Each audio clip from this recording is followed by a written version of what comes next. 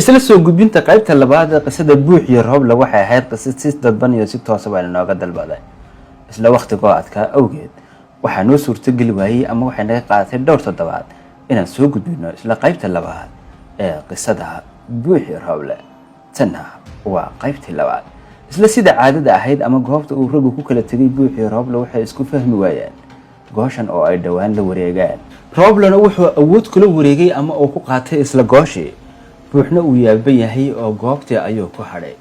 xaalku waa ku cadaaday walaalkiina sidan oo kale kama filayn inuu kaga dhaqaaqi doono goob caynkan oo kale ah oo uu ka raaci doono xalimo ay dhawaan bartaan.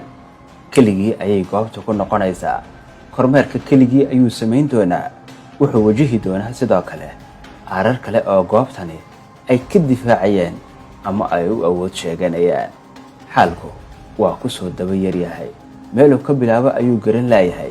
keligiina weli muu soo samayn kormeer oo dhulkan ballaadhan kumuu soo kormeerin isla awooddiisa ama kartidiisa. tanna wuxuu ahaa kormeerkii koowaad uu keligii soo sameeyey kadibna uu ka cararay isla kabihiisa awoodna loo sheegtay.